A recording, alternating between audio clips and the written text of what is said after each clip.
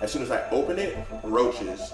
To where when I walk in the house, did you scream? You don't know my life, bro. Welcome back to Econix Talks, guys. When I pop up, everybody gonna be like, man, overnight success. Lifestyle topics, entrepreneurship, and investing. Are you serious about this? Because if you are, then I'm willing to back the business. We want to inform you, educate you, and empower you so that you can maximize your life. Let's get started.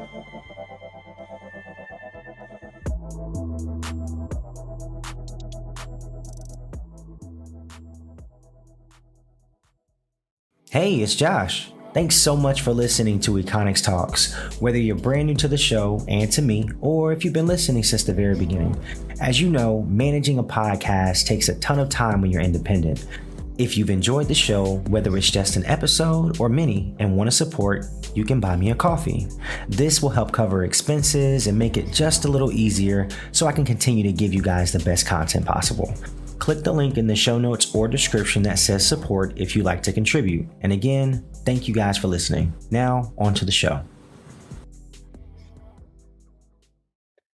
Welcome back to another episode of Econix Talks, guys. Today we have Derek Holmes Jr. on this call. So shout out, Derek, man. What's up? What's up, man? Appreciate you having me. Thank you. No problem, man. So we got a lot of stuff to get into today. So I want to introduce Derek. He's been in business for 5 years. He's the owner of 25 Thoughts, greeting cards and apparel. So I'm going to start first question, man. So can you give me the thought process behind greeting cards and apparel? How the hell did you come up with that? Like, why that business? Yeah, for sure. So it actually started 2017. Me and my wife, we were freshly married, Christmas coming up, getting ready, looking for some Christmas cards to send out with a photo announcing, we have, a baby on the way. Mm-hmm. And man, I went up and down the aisle and couldn't find a damn thing that sounded like me and my wife, culturally, or that even looked like us, nothing. And so we ended up going home and just like making them, you know what I mean? Like just going home and just put some stuff together and shot some cards out. You Cricut? And no, I don't know if it was correct. I honestly couldn't tell you. I honestly couldn't tell you. So what happened is I'm looking at that and I'm like, I always said to myself, if I had I always was in marketing and sales and all that stuff when I was, punching in. Mm-hmm. And so I always said, man, if I had my own product, like something that I created, I would do it. I would run with it like myself. You know what I mean? Like try to see how that was doing. Greeting cards, the process of making them and everything, researching them and the process of making them. It wasn't like a ginormous investment, to start off small, if you will. And so January 2018, I said, I'm gonna roll this out. I'm gonna roll it out. Went through the whole getting it incorporated for Sunbiz and all that fun stuff. And the next 2 to 3 months, I did had to teach myself graphic design. I got stuck. Somebody that was supposed to. You ran into a plateau. It's like, I gotta pick up something so I can take this further. Exactly. I paid somebody to come up with some initial concepts. He was like, yeah, let's do it. Paid him. Never saw one concept from anything. Like I never got the artwork. And so, and then he actually, he was somebody I knew him, and he had actually designed the original logo for the company it's now 25 Thoughts, but I was going to launch this company like 3 years prior, to me actually doing it. So, he was dope, you know what I'm saying? So it was all right. I had a previous relationship with him, man. I don't know what happened in 3 years, but I paid this man the money and then he just poof, you know what I'm saying? It was like, ain't heard from this dude since.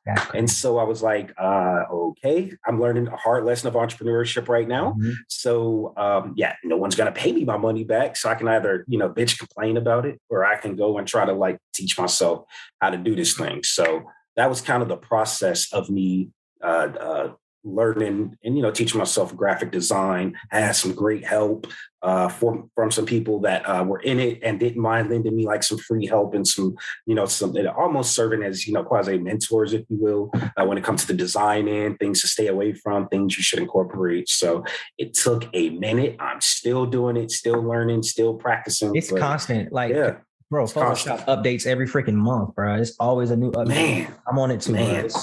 So how long? Let me ask you this, because you said you found some people to kind of help guide you. A lot of times in business, we don't know where to go, but we know we want more, right? We know we want to do something, but we don't quite know what that is. But we know once we find it, we'll do the work to get the results. So how did you find the mentors that you were looking for, and where? So those creative mentors came, one came ironically from my wife's side. Her cousin in Mississippi knew an artist, and she's like a cartoonist. And man, this is probably one of the dopest cartoonists I know, that's on Instagram. That's fire. Brooke Rankings. She goes by Brooke Canvas, I believe, on Instagram. Check her out. She got a whole melanin coloring book out. Like is big. She's big time. She did some of the initial greeting card graphics once we got rolling, and she could have really took me to the bank on it. Man, she showed me a few things. I'll never be her. I'll never be a cartoonist like that. That's not even like my style. But man, she just dope watching her. She's like a master at this stuff. Right. So it was dope watching her do it. And so then, fortunately enough, and I know we'll get into it later, but I got into it. I found a gift shop. I don't believe they're there anymore. You can go there now. Go there now, bro. We flowing. Let's go. Yeah. I found a gift shop in Atlanta that took my greeting card line on about 4 months after I got everything up and rolling. Don't just say you did that. I need to know the process. What's that process for you to get your greeting cards into a shop? So as you know, as an entrepreneur, we're all salespeople. Whether we like to admit it or not, we're trying to sell something. That's how we eat. Yep. That's how we eat. So I was selling this whole idea of Black greeting cards. I know some people even use the word urban, or however you want to use it. Right. Black and pop culture greeting cards. I wanted greeting cards that looked like me, sounded like the people I knew, but was still, somebody would still buy it. You know what I mean? Right. So I can tell you from February through April, probably hit up a couple hundred stores, gift shops, local, kept it super local. And when I tell you, man, it was laughable. People were like, no way. No way. They're like, nah, man, can't do it. Yeah. I took no for 2 months, 3 months, 2 to 3 months. I took no. Yeah. And I'm just and this is, at this time, it was obviously a part-time thing. Still working, punching in. But I don't know. I rolled the dice and I was like, you know what? I'm going to find a Black market, a Black city. There you go. These might be a little bit more receptive to. Right. I was because Tampa and Sarasota and places like that this might not be it right now, to be on a shelf. Yeah, not yet. You know what I'm saying? That everybody move at their speed, whatever. So I was like, where's the place to go? Atlanta, obviously. Right. Hella Black. So yep. So it was actually a couple of stores in Atlanta that took a chance on it early. I was very grateful. One owned by Delta and another one owned by a Q. He actually owns, I believe it's still to this day, the largest African-American bookstore in the country, right outside Atlanta. It's called Nubian Bookstore. It's dope, man. Dope. Oh. But he took a chance, so those two, they took a chance on it. Once and I always, I tell people all the time, man, once you get into that first store, you cannot stop. You get into that, it just takes one store and now you have some form of credibility. It may be the credibility you want, but you got some form of credibility. Right. And so, something. You need something. You got to show something. And so it was just, and it was funny because I was just thinking, I was thinking to myself at that time, it was man, for 2 months and nobody said yes. Everybody was one, they're too expensive. 2, the art sucks. and three, they're like, 1 and 2, I can't really get with the third thing of, trying to, be different because 1 and 2 just ain't doing it for me. Right. Hey, and I was, there's a lot of people, man, that they tap out right then and there. Okay, this doesn't work. It's not good for me. Yada, yada, yada. But I'm like, okay, I went with the I went with the, let's get it in Atlanta. We got into 2 stores in Atlanta. So now after we get into, after I get it into Atlanta, here comes the Harriet Tubman Museum, in Macon. I'm saying that right? Macon, Georgia. Yeah, Macon. Yep. So here comes the Harriet Tubman Museum. All right. And then, here comes a Black bookstore up in Columbus, Ohio. And, next thing I know, I blink. It's the summertime. It's in 5 stores. All right. So we roll. I'm standing back. Pause that, man. Pause that. We got to talk about that. So you said between February and April, you got your stuff in 5 stores. No. Between February and April, nobody wanted my stuff in there. Nobody wanted. I got it in no stores. And you were between April, hundreds. I would, hundreds, mock-ups. I was learning, and I'll get into it later, but man, you got to be able to take criticism. When people say, no, man, I could have easily just like fought back all the no's, or I could like try to incorporate what they were really trying to say. Right. Not what they were saying, but what they were really trying to say. And then to hit what I'm trying to hit. Right. And so February to April, no stores. No, hundreds of emails, no. And then I'm still sending hundreds of emails between April and you still had a grind. August. Yeah. But I'm saying now I'm starting to get once every other week. Sometimes it felt like once every other month. I'm starting to get a person say, okay, yes. Okay, yes, let's try it out. Yes, let's try it out. Yes, let's try it out. And I blink, and it's like next thing I know, man. Yeah, it's like July, August, and we're in. I'm in 5 stores, and so I'm like, okay, it's 28. I see what we're doing. We moving, and then that's when I started really learning like how to truly run a retail business. You know what I mean? Like how to market, the product to keep it moving in the store. Some stores it was working great. Some stores it wasn't working. Different clientele. Different clientele. You can be in the same city, different clientele based on what people are feeling in downtown Atlanta. They may not be feeling in Morrow, Georgia, you know what I mean? Or they may not be feeling in Macon or up in Columbus, or in Omaha, Nebraska, you know what I mean? So it's like, you kind of got all these things going. So, and also with greeting cards, as I started to learn, everybody wants a greeting card for like 50 cents or $1. And I'm here to tell you, unless you literally are Hallmark, you're not making greeting cards at 50 cents or $1. Right. What I mean? You make it with print, paper, and coloring. Between print, embroidery, art. But just pressing. Just you know what I'm talking about. Yes. The crease and all that stuff, man. And it ain't like I was making fancy greeting cards, man. I'm making like the most basic. The quality was nice, but it was basic, nice quality. All right. You were the startup. You had the startup point. You got to start from somewhere. Right. And so, it's okay. The retail side of it, you see what they mean when they say, okay, greeting cards, people love them, but it's like, all right, like how can you spin this? This is where you got to get innovative. I'm like, well, if I'm making greeting cards, how can I possibly sell these in, I don't want to say mass production, but how can I sell them in large bulk volume quantity other than, the 20 to 30 that a store buy here, the 20 to 30 the store buy there.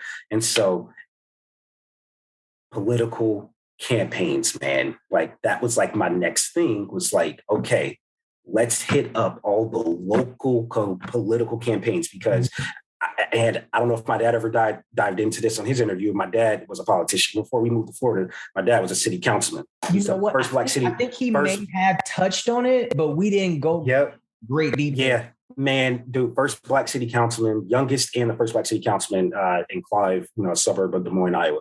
First to do. So, and again, we were like 19 years old when all this was happening. So like, you kind of like are looking really hard at this, like looking at all the behind the scenes stuff of how all this works.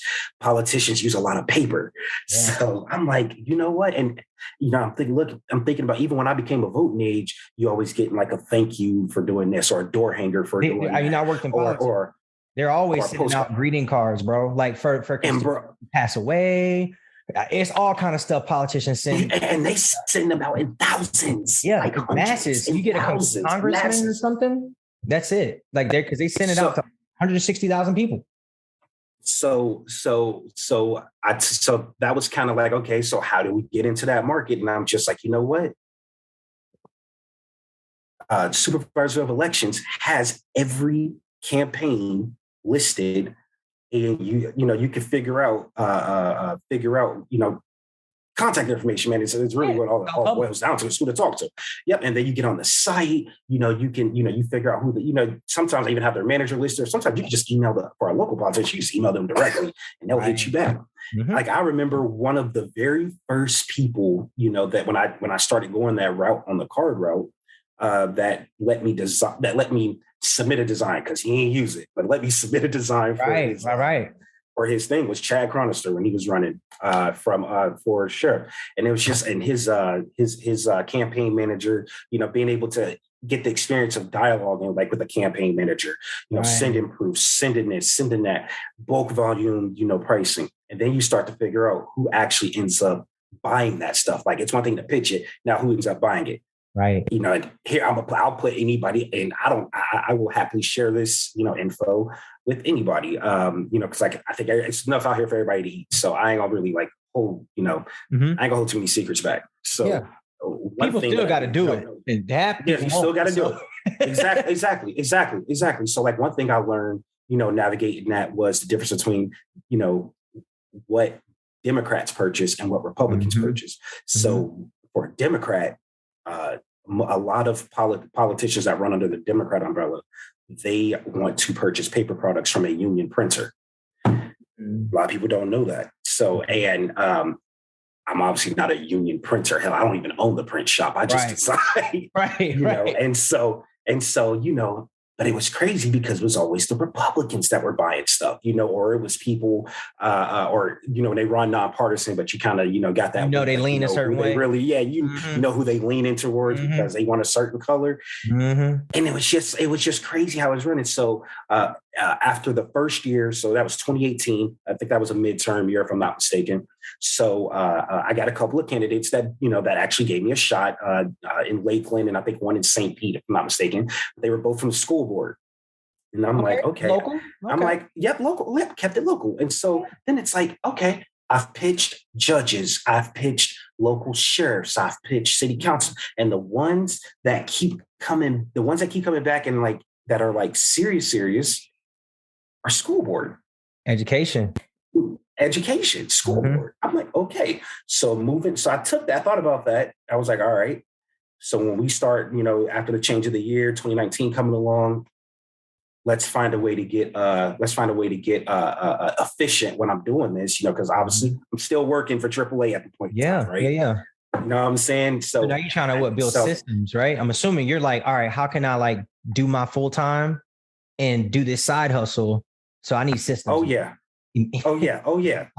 So when 2019 rolls around, and I think stuff just falls into place how it's supposed to. And stars align, brother. When the stars align. So when the stars align. So here's how the stars align, and just stay with me on this one. Here's how the stars align. We leave. So AAA, we leave West Shore Boulevard, where our office was, and we go out to Town and Country. Out in Town and Country, there is a Starbucks, a Panera, like they're all right there, right within, spitting distance right there. While I'm trying to pitch and build this company, instead of going to eat lunch, I would take my laptop every day, leave it in the back of my car, and I would go boot up at Starbucks for a complete hour.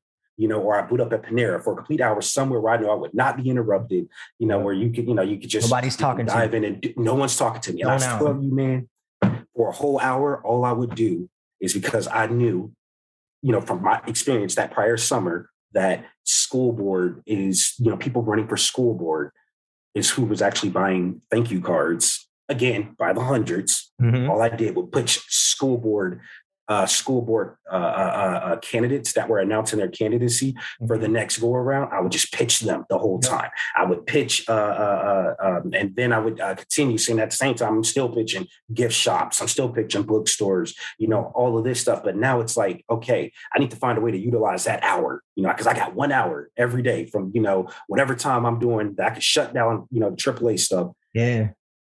Dive into this thing. And I'm like, so how do I do this right now? And then at the same time, keep in mind, because people always want to down the whole 9 to 5 thing. I swear 9 to 5 is the best education you could possibly ever get. If you want to be an people sleep on it. Yo, they are sleep. Sleep on corporate training. They are so sleep. You can get paid to learn how to run your own company if you just pay attention. And leave. I did the same thing with AT&T, bro. Like, I never knocked them for the information and the training I got. I hated the culture. The corporate culture, the toxicity of working there, the stress. That's what I didn't like. But I'll never size them for like the training and the they gave me valuable they taught me how to sell, taught me how to close, taught me how to ask the right questions. Right. All of that stuff matters, right? Man. Got a call in the man, dude. I'm back. Oh, okay. Yeah, no, you hit this right on the head. It's like the people at AAA, I will never in fact, people at AAA, people at NASCAR, people with the Bucks, anybody that I've ever had a professional relationship, we're still cool to this day because I don't have anything negative to say about the people. Right. It's like you hit it on the head. It is the culture, and and that was the only thing I couldn't get with.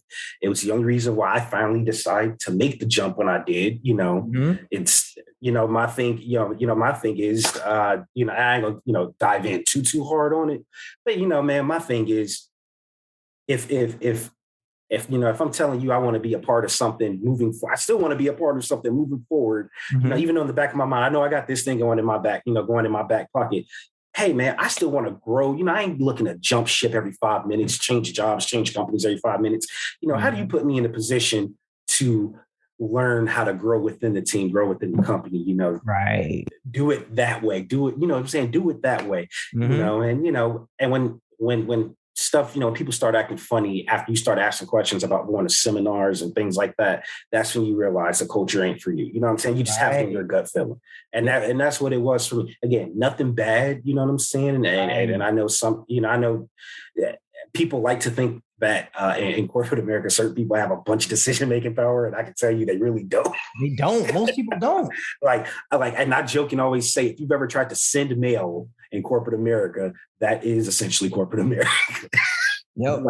Literally try to send mail. I kid you not, try to send mail. Try to send somebody a letter. It needs to be seen by 10 different people. One person to stamp, one person to this, one person to do that. And, it's a process. Nothing down it. It's a process.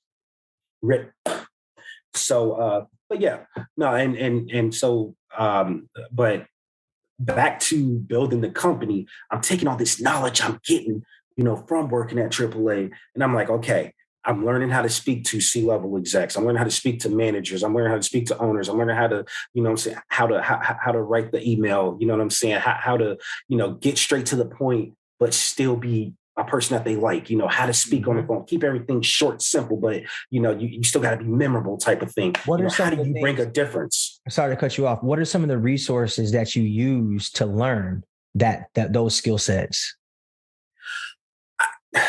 I did it a little bit more unconventional, man. I can't really point to a specific resource, but the best thing that worked for me, this is just my journey. What worked for me was always being, I don't want to say the dumbest person in the room, but I was never the smartest person in the room. Right, you wanted to learn. I just want to learn. I just want to soak up everything and shut the hell up. I did not want to talk. I wanted to just soak it up, so, even bros from the chapter, soaking it up from people from just different walks of life.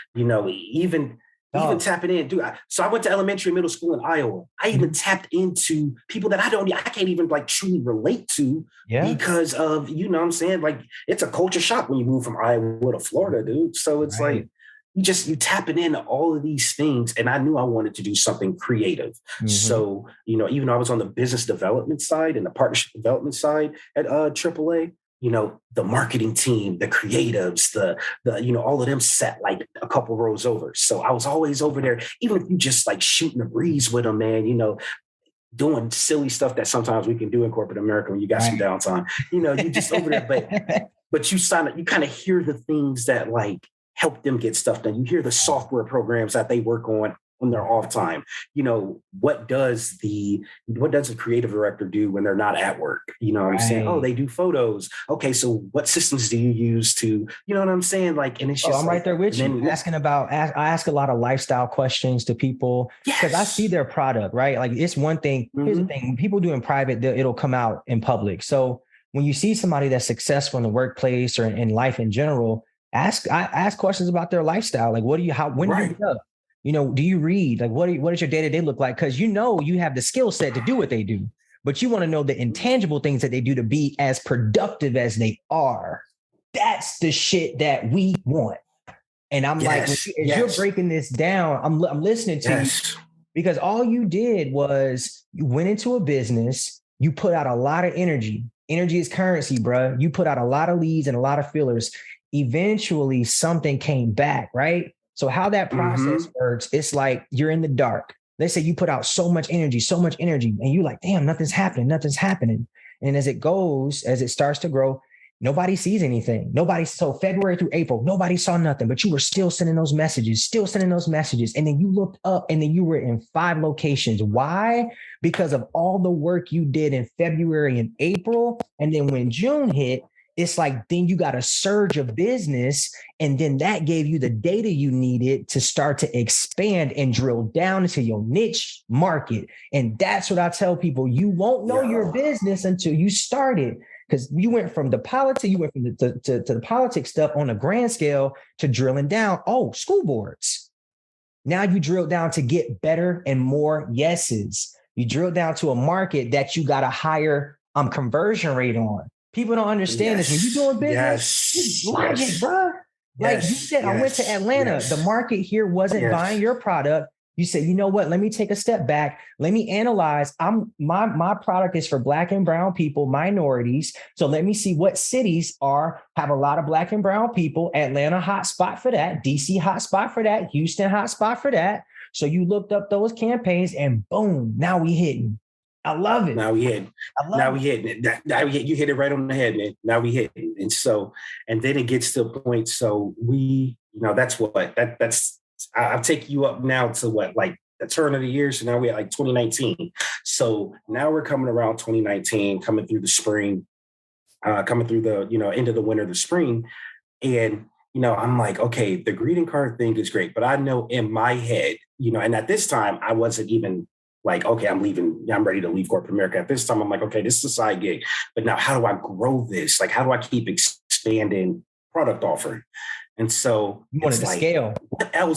What else can I do with like what I'm doing with greeting cards? Like, how can I multiply that? To be honest, I'm gonna be real with you. I was surprised when you first said greeting cards. I'm thinking, okay, Hallmark stuff.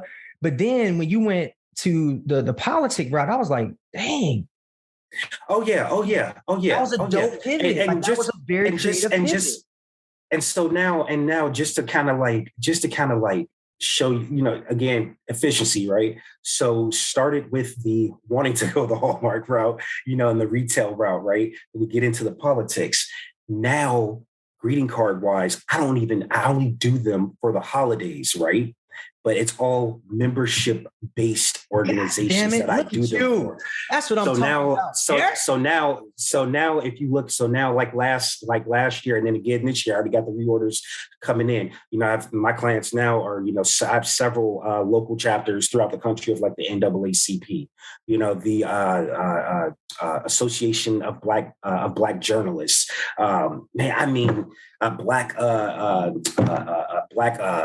National Society of like Black Engineers, like all of these membership-based organizations that have 200, 300, 400, 500 members. Yep.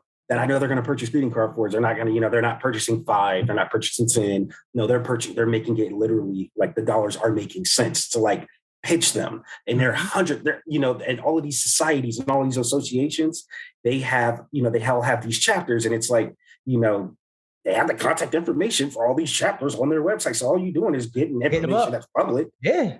Hey, dude, this is hey, can I design? Hey, can I design? Yeah. Can I design? Hey, can I shoot you some mock-ups of what a chapter themed holiday card would look like just for you? Go on their Facebook, everybody got a chapter photo with everybody in the photo. There you go. Go on there, pull their chapter photo, pull their logo. I already had the creative concepts in my head before I emailed you. And so now we're not spending hours and hours and hours designing a greeting card. We're designing the same holiday card that NAACP is buying, that this organization is buying. All we doing are switching out the logos. That's it. Boom. That's all. Efficiency. Efficiency. I like that. So now you transition from the retail to the politics. Now you have online subscriptions, which diversified your product offering, right? But now you're able to have seasonal income. So now you know when your busy season is. So that allows you, all right, cool. We got busy season coming up, greeting cards. Boom. You shift, knock that out, and then you back to the other thing. That's entrepreneurship. Multiple streams within one business. Hit it right on the head. So then we ain't even got to the close yet, man. I'm ready, dog. We ain't even got to the close yet, because we get to 2019, we get to March, April, and it's like okay, how do we take these greeting card concepts and how do I keep multiplying the income on them, or multiplying revenue? How do I keep getting more revenue out of what I'm doing? And it's like, if I'm putting it on paper, why can't I put it on clothing? Right. Like, let's just try. Like, let's try it. Right. You know what I'm saying? Let's just try it. So I remember the first clothing concept I came up with, which actually ended up being, locally what I call the company on the clothing side, Tampa Made locally. Got sneeze. Hold on. So, I appreciate it. So I remember doing that mock. I remember doing that initial concept design, and going out to Ybor City Saturday market, setting up my little pop-up table. There you go. Nobody bought one. Hey, same, but you know what? Process. What? You've been through it already. You know what? But guess what? And I was getting ready to go through it again. And it was, and this time it was a whole slew of different people that helped me get through this one this time. That's so awesome. Before it was the creatives, and it was it was artistic. Now it was about quality, and because the art was getting there. The idea was there, but now I needed the right quality. And so, I think when I went out there, Mother's Day 2019, I think I had like some, like the family reunion style Gildan t-shirts, some hard cotton t-shirts or whatnot. I went out there, I showed it, and people kept coming up and they kept feeling. They was like, "Oh man, it's rough. Oh, this is a little too hot from Tampa." I'm just taking mental notes of it. Right. Okay. You taking mental notes of it, and then you're looking at the people that are actually like stopping and staring, walking up and stopping and staring. What does that clientele look like? You ready for this? That clientele, that clientele is middle-aged, normally middle-aged Caucasian male. And yeah, it wasn't the clientele that I thought it was going to be. Right. Money green. But money is green. Money is green, man. Money is green. And so I'm listening to the feedback. Okay. I'm hearing a bunch of people say, "Man, I would wear it. It's just, that cotton's a little too hot. Do you have anything soft?" Let me ask you this. Let me stop you real quick. Let me stop you. Did you ask your customers that walked up while they were looking at the shirts what they thought about them, so you could get firsthand feedback? No. Or how did you approach that with them? They gave it to you? They just gave it. Man, people are brutal when they're gonna spend their money, especially on clothing. They will let you know if it's like if they're brutally honest. And so it was some brutally honest comments. You mentioned that constructive criticism. You got to take the constructive criticism. And I remember women, if you're ever going to make it in retail, you always got to appeal to women. Even if it's men's clothing you work. I tell people you have to appeal to women. You have to appeal to women. People don't understand how much power women have in the household. They make a lot of decisions, bro. You ready for one? When I was a marketing intern for the Tampa Bay Buccaneers now 11 years ago. And so now in my head, football customer looks one way, behaves one way, is one way. Man, whole decks and whole presentations from the NFL, all these case studies that if you can appeal to the woman, appeal to the woman, appeal to the head of the household, appeal to the woman. She's the one that's actually going to encourage the husband to buy the tickets. Always. She's going to encourage the husband to be woman or the kids. The woman and the women and the kids. Kids gonna beg for something. Daddy, daddy, daddy, can I? Mama, mama, mama. And then when the mom comes first, happy wife, happy life. There's a reason that. There you go.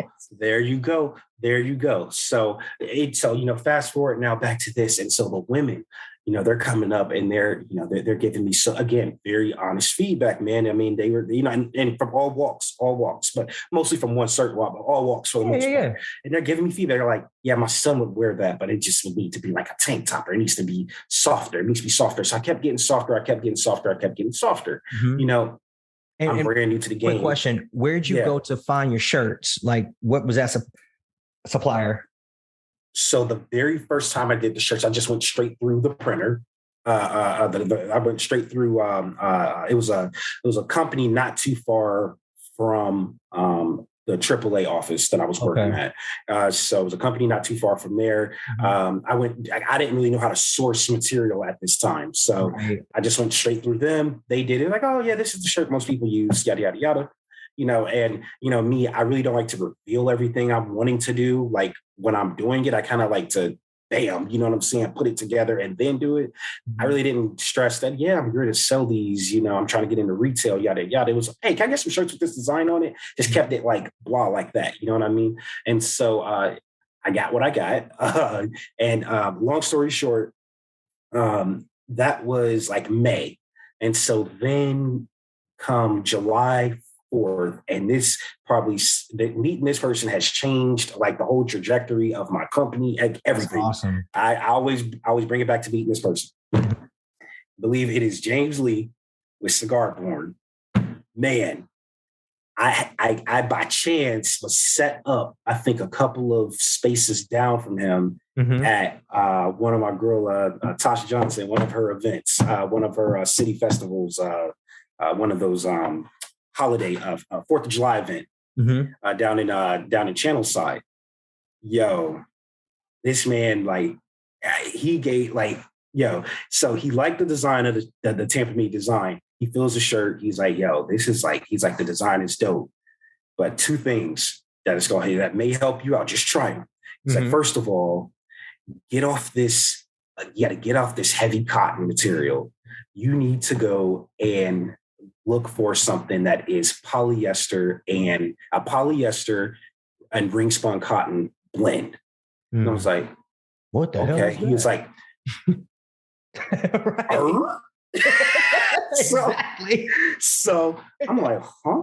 He was like, dude, it's the same price of the t-shirt you paying, but it has more of a boutique feel. He's like, have you felt like shirts at like a boutique or, at like clothing stores? I'm like, okay, yeah. He was like, then, I think he even had on a shirt. He was like, man, he's like, feel this Cigar Porn shirt. And so I felt it. I was like, he was like, look for next level. And that's when I first got put on the next level. And so I'm like, okay, yeah, that does feel different. He was like, your design, he's like, the concept is there. Just start on the next level and see how it changes. And then he goes, and stop charging $15 for your t-shirts. When you come to these events, you need to charge $20 for a t-shirt. Yeah. He's like, because people don't want to break change. They don't. Yep. I was like, they don't. So this is July 4th, right? Dog, small changes in business. So this is July 4th. This is July 4th. JB, this is July 4th. This is the conversation July 4th. Labor Day weekend, I'm like, okay, I can't keep selling the same design. I really want this to be a homegrown local, company that local designs. Like I want local designs that I have not ever seen on, like I've been in Tampa long enough. I've seen a bunch of the merchandise that comes out of Tampa. Like I want to do something that like celebrates the city, but like doesn't feel like super touristy. Right. But what I'm saying? I want to do something that celebrates the city. Right. Because I'm from Tampa too. The city.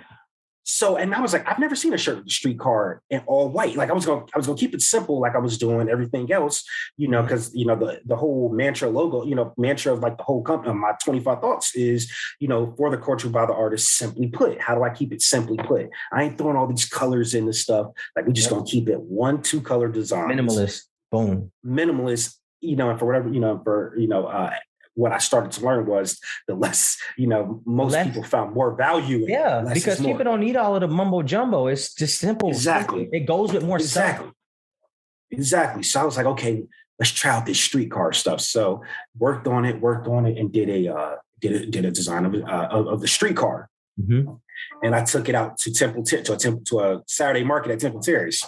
And I may say it a few more times while we're on there, but yes, Saturday markets, man, I swear, best thing ever. If you want to get into clothing, you want to get into anything, like you want to start something, go out to a market and just get feedback. Like, and then don't go out there trying to make a whole bunch of money. Like, don't go out there expecting to make a whole bunch of money. Go out there to use that as brand research. Like that is research for who your clientele is, who is it appealing to, what price you should charge. Are people bulking at the prices? Or are they like, oh man, that's nothing here. Give me a couple. You know what I'm saying? Like it's research, man. It's all research. Get that data. Go out there and get it. So no, I took it out to Temple Terrace, and I remember what my man said. He was like, and I put it on the next level. And instead of being 15, I jumped it to 20, and I ended up selling out all my t-shirts in like 30 minutes. Now, when I say all my t-shirts, that's like 15 t-shirts. I ain't talking like 300 t-shirts. Exactly. Because I couldn't get it in. The fact that you sold out. Boom. Oh, yo. I'm like, I did it. It worked. It worked. That feeling. Okay. So when I did the same thing, when I dropped the NFT project last year and I sold out of my preset, oh shit, people actually rocking with my stuff. And it's like when you start to go down that journey of entrepreneurship and you start putting out energy and people start to see what you're doing, it's like, man, if you yell at the top of a mountain and tell everybody what you do and you tell them that, eventually they're going to come around and they're going to need you for that service. So the whole thing is being at the forefront of someone's mind, because they may not need you today, but they might need you next month, next week, next year. You never know. And so just to hear that validation. Never know. That's why people say entrepreneurship is a sport. Because when you went through that and you sold out that last t-shirt, I bet you that was probably like, it's only, but the feeling, man, it's a rush. It's a rush. I got a rush. Now, I will follow it up and say it wasn't always like that moving forward, because then you get to, so then when it comes to clothing, and I'm pretty sure it's like this with any product, but then when it comes to clothing, you start to recognize that what one neighborhood is rocking with, another neighborhood may not be rocking with. So perfect case in point. Remember I went to Ebor with the original t-shirts, right? Nobody bought them. So now I come back, I'm like, okay, I made a little noise at that Temple Terrace market. Let me go back down to Ebor with this. What I didn't realize was that the sizing that people in Temple Terrace wear is usually a little bigger. People usually like to wear their clothing a little bigger in Temple Terrace than they like to wear it in Ebor. So in Ebor, I need to have more smalls, mediums, and larges, as opposed to Temple Terrace, where people like it more larges, XLs, and double XLs. So even though people would come up and they're like, yo, that's nice. That's dope. You have a small. And I'm looking at it like, nah, good and well, you a large, but you want a small. People want that tight, they wanted that more, that tighter fit. Dudes want their heartbeat bumping out their damn shirt. And so I'm just like, okay, so note to self, if you're going to be downtown, you gotta, look, you gotta have the sizes for downtown. If you're gonna be in other parts of town, you gotta have the sizes people tend to be rocking with. So markets, I probably did, we in 2019, right? Yeah, so I did markets for a solid year. But going from, we had September timeline, we go from September 2019, go to like December. And December is when, I finally, I had done markets for like 6 months at that point in time. So I'm like, all right, I got the confidence. Let's pitch stores. Let's just pitch some local shops, some gift shops. Let's see if I can get these things moving. Man, okay. So kind of same process again, right? You're going through the process of pitching boutiques and gift shops, and and feedback that I'm getting. Again, constructive criticism, feedback that I'm getting is, some people are like, "Hey, these shirts, they look a little too manly." I don't know if women would buy them. Or something else I would hear was, "Man, it is a really nice idea.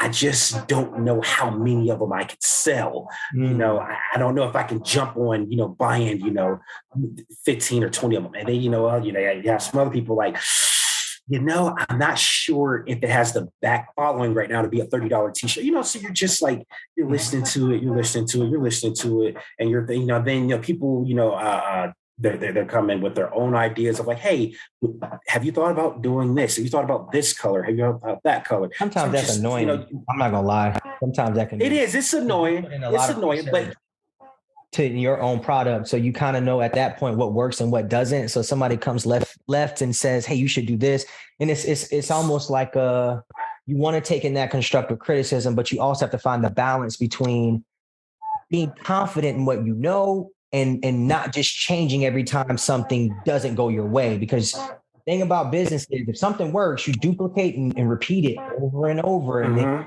kind of go there. So yeah, I'm. How did you handle that?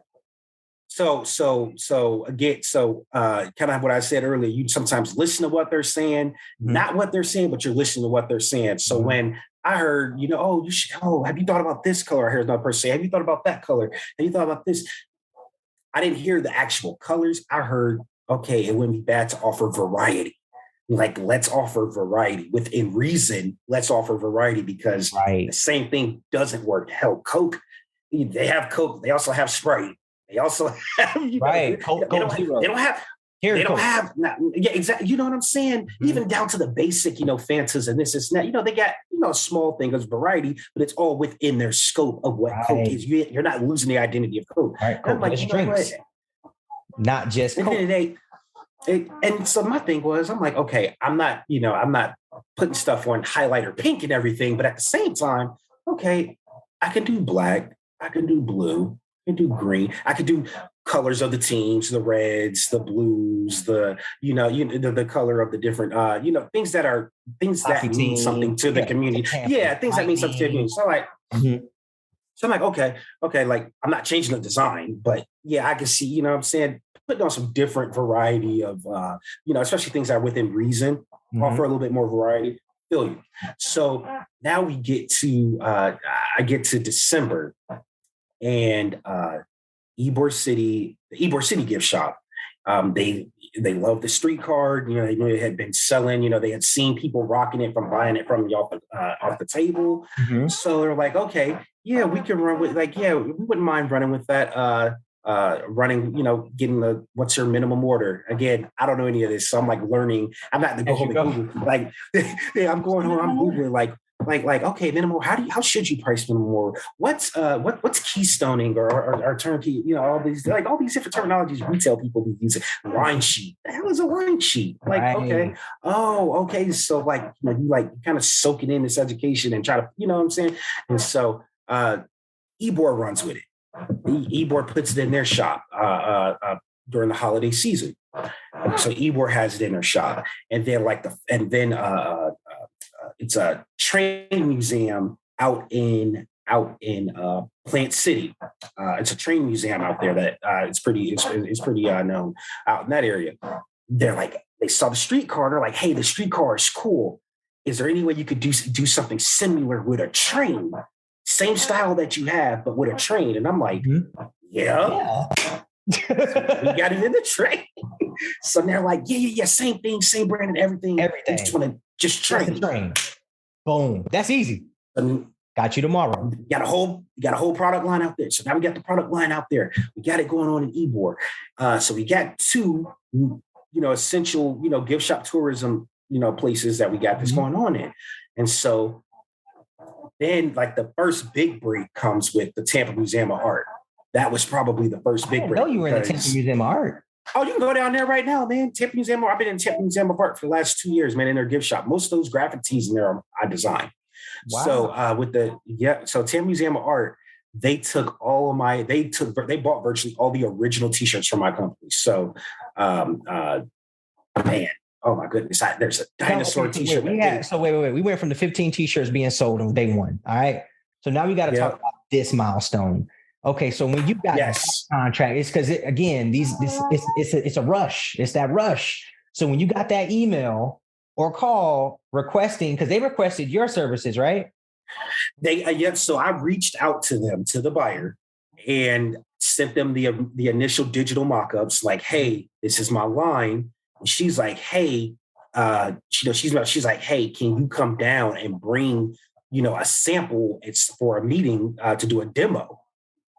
So I went down there and did a demo. Yep. And they felt, during a demo, with clothing, which again, I'm pretty sure it goes across multiple industries, but clothing, they come down and they essentially rip your stuff apart. They come down, yeah. They want to see, how does it fit? They want to see the feeling. They want to see machine wash. What does it require? All the questions that their client or that their visitors or clients are going to ask them. They want to make sure they're on their P's and Q's. All right, what can we price it at? Just that you're going through a demo and they're friendly, but they're also like, okay, business. We need to figure what it is. So they're looking at all the concepts, they're looking at, she's filling it out. She's just like, okay, I got to have them. She's like, can you do an order for 125? What? I was like, 125 of what? She's like, I'm sorry. I need, it was 30. It was 4 designs and she wanted 30 shirts of all 4 designs. And I'm like, what? Like country shirts. And then you got to make sure not to like, right. You got to keep that poker face. Like, you got to keep that poker face. The poker face. Like, okay, yeah. All right, I got you. She's like, yeah. Can you get 130 of these made? Can you get 130 of these made? And I'm like, what? Like, of course. That was your, of course. I walked out of there, blow it up. So now keep in mind, because I'm about to throw a curveball in there. Because keep in mind, this is like February 2020, right? And so February 2020, like right before COVID, right? Yeah, right before. This is right before everything went haywire. So I signed that deal because I was going to get paid. So I signed that deal. Sign that thing. Sign that contract. Got that order delivered. And at the same time, I'm talking to the airport. And the airport wants to know, where do they sell your stuff? And you lock that contract in. I'm telling you, dog. People, hey, I'm going to repeat this again. When you start to put work in the dark, and then you don't see anything, nothing. And then all of a sudden it's just like whoosh. And that trajectory, that climb is so great. But here's the thing, bro.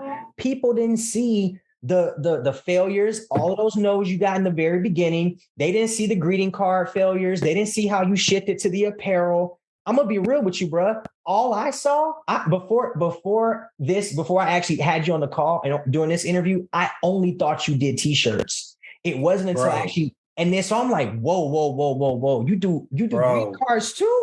Like, and this and this? Dog. Bro. Cold. Bro. You cold. Bro. Yo. Greeting cards, the t-shirts. I mean, and then now, believe it or not, my tote bags are almost just as popular as the t-shirts. I've designed dresses, man. And then I have you designing dresses, bro. That's dope. Yo. I ain't know all of that, man. Hey, man. Anything's possible, bro. Look, man, I think from The Godfather, what do you say? If you think like everybody else around you think, then that means anything is possible. So It's just like, so airports, I've been in conversations and I'm talking with the heavy hitters at the airport, with the companies in there that's stocking that stuff. So they're like, awesome. Where do you sell it? Well, here's where that curve comes, bro. Mm-hmm. They shut everything down. And I'm talking, when they shut everything down, I'm talking about, I am literally negotiating the figures with the airport to bring my stuff in, like 300-400 pieces of my stuff, like into the airport, into all of those deal of your life in the airport. Yeah. So that was that, you know what I'm saying? And so then, you know, you got to figure out at that point in time. And then when the airport shut down, of course, tourism shut down, museums shut down. All my museum business. I was in museums in Sarasota and I mean, like all over Florida, right? Gift shops up in Tallahassee. I mean, I was hitting this shit, y'all. Excuse my language, y'all. Good. It's a right? You curse on the pod.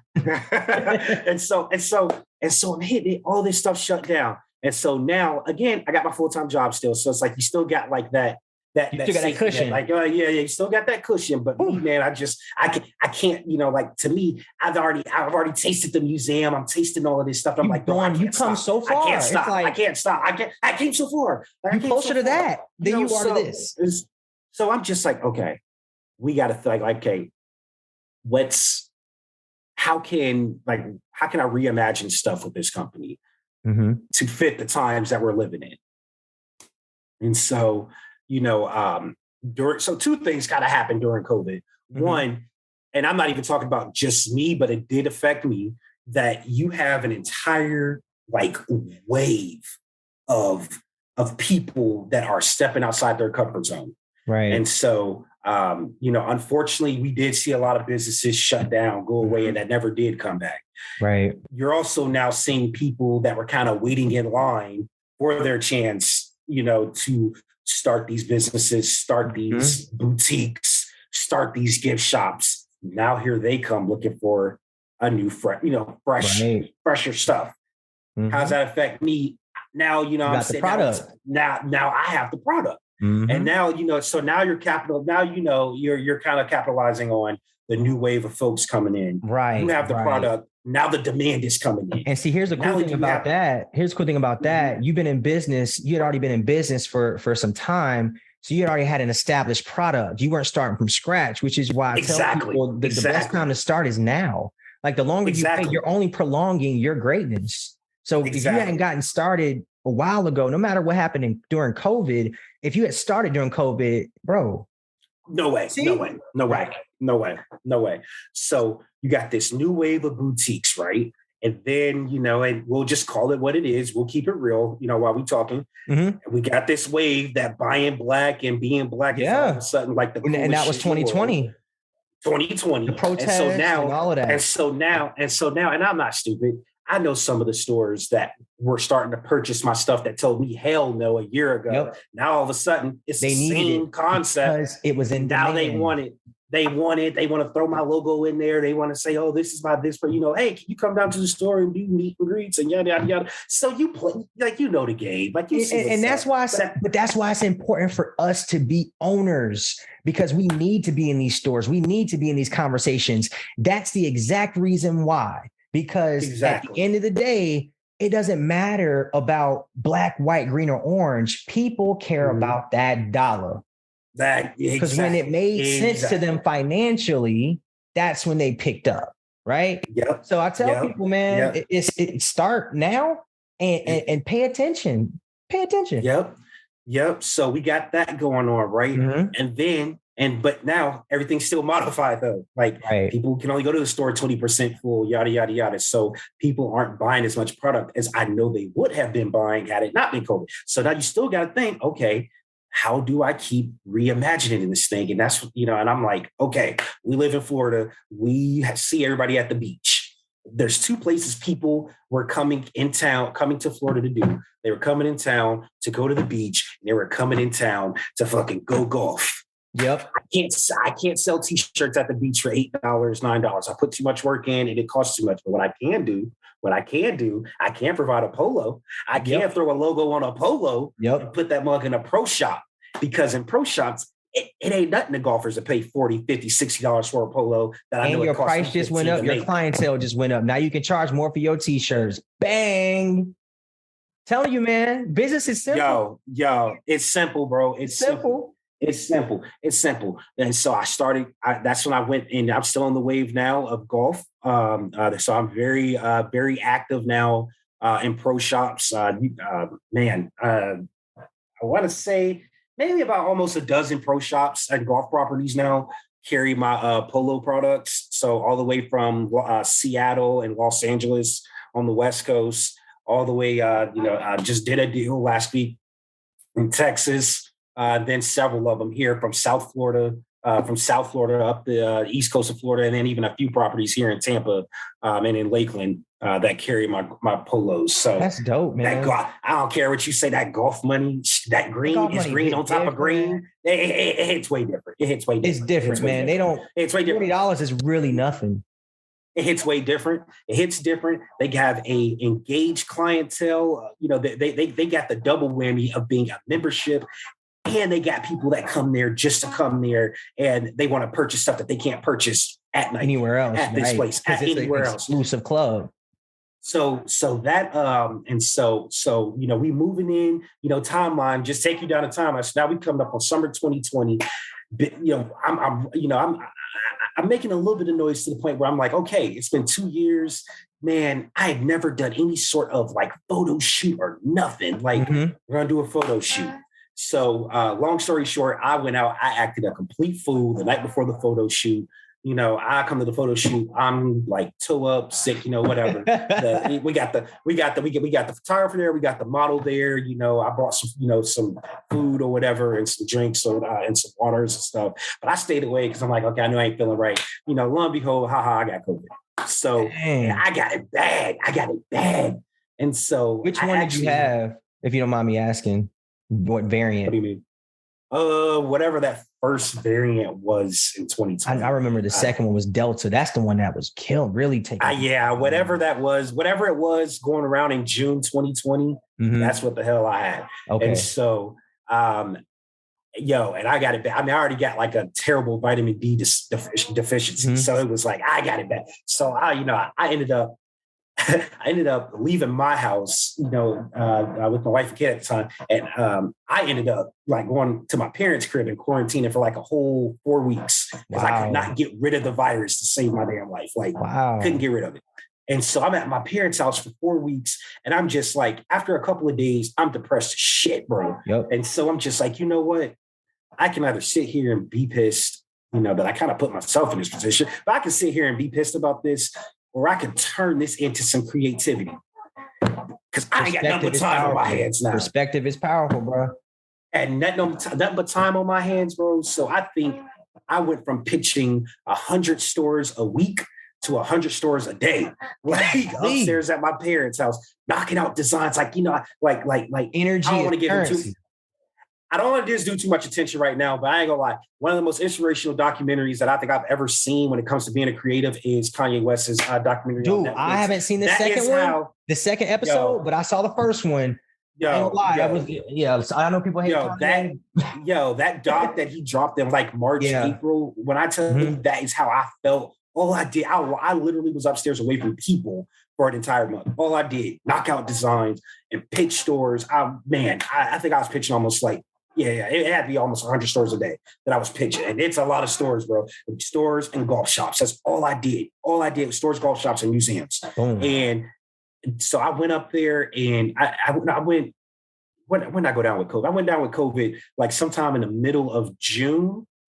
And by July, when I was ready, when I got clear, got all my negative tests back, man, I had launched my product in 10 more stores. Just in the 30 days that all I had. And now I was just like locally. Now it was like starting. Now I was really being able to launch launch in Miami, launch at a theme park in Miami, launch at launch at this golf course, launch at this gift shop, do this museum, do that place. And it's just like all I had on my hand was time. But it also showed me that, okay, I'm not really, because work gave me, they were very lenient with me at AAA during this time. They were like, you know what, you're sick, yada, yada, yada. Take as much time as you need. Even if you can only clock in for 3 to 4 hours a day, just clock in for 3 to 4 hours a day. You were milking that. Milking. Dog. I'm not gonna even lie, bro. Like, I would have did the same thing. Yo. I was like, okay, cool. Are y'all gonna pay me to sit here and work on my other job? Say less. While I'm sitting, So yeah.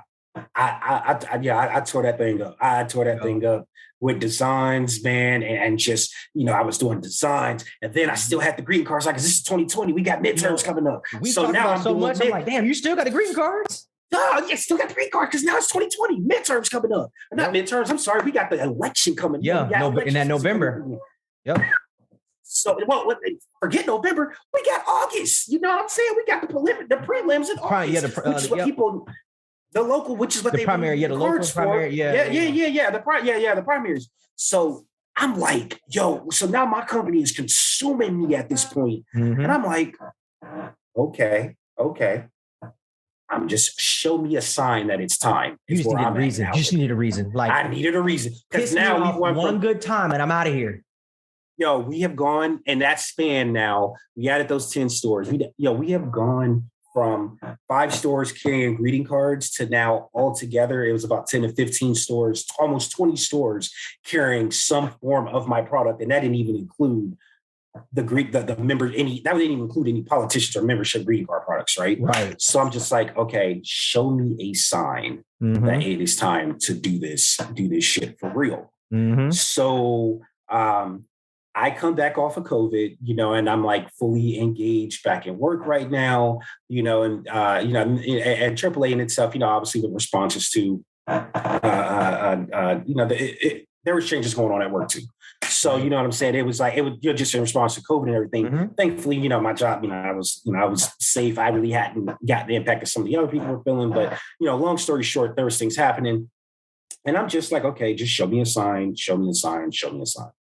And so I'm like, okay, I've been at this company for 4 years now. And that's the longest I've ever been with a company and never had a promotion, never had any more added responsibility. And I'm serious. And all of this stuff that I'm doing with my own company, bro, I was a bad motherfucker. I was a bad motherfucker. Like I'm talking about, I was in business development. Now I knocked out about 500. I've negotiated about, almost 500 new partnerships, and how did that transfer to your personal business? How did that skill set transfer?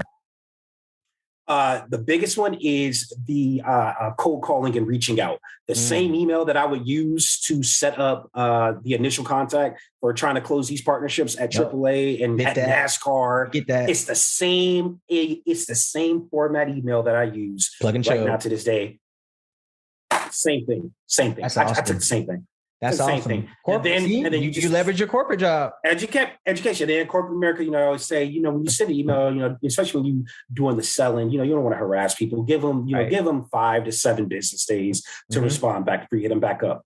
What do I do now in my company? I give people 5 to 7 business days when we're going through stuff to respond back. You know what times to hit people. I usually try to send, because of learning this working in corporate America, you try to send, and you try to really hit people up, get them on the horn 10 o'clock, get them on, send an email by 10 o'clock or send it, over lunch, send it by 2, and then do it Tuesday, Wednesday, Thursday, because on Mondays, that's the most days that's one of the days off that people take the most during the week, and then by Thursday afternoon, people are already in their head on Friday and they don't want to do anything on Friday. And if they're at work, they ain't doing anything on Friday. So Tuesday, Wednesday, Thursday, 10 a.m., 12 p.m., 2 p.m., those are like the biggest times to really make shit happen. You know what I'm saying? And that's actually good. Hey, that's good info for me. Appreciate you. So that's so that's just, so that's where I was at with it. And so, so anywho, back to, it was some funny shit that just started going down. You know what I'm saying? Shit started, it was starting to get a little funny. When people start acting funny, you see people, you see your colleagues, and you see your colleagues, you see people, going through the job losses with COVID, going through their positions being pulled back. People are, they're getting lean. They're becoming very, very lean. You know what I mean? And you see it. And just like you're looking for a reason to go, you also know in the back of your head, they're looking for a reason to let you go. And I know, and I'm saying, not that I was getting paid all the money in the world, but they were paying me a nice little chunk of change. You know what I'm saying? To do what I was doing. So I kind of figured, I'm going to be one of the first to go in, in my role, in my setting. I'm like, okay, they're looking for a reason to. I kind of saw the writing on the wall and I'm like, okay. Just you're having conversations. Yeah, you feel it. Yeah, you feel it. People know. Hey, people know when they about to get let go. It's a certain energy around the room, conversations, people talking, it's rumors. A certain energy. Bro, and I'd already been through leadership and organizational restructurings, with this organization and that organization. And so you just know what thing, when you've been around for a minute, what to look for. And when that starts happening, it's time to Mm-hmm. You gotta, it's chess, you know what I'm saying? And Right.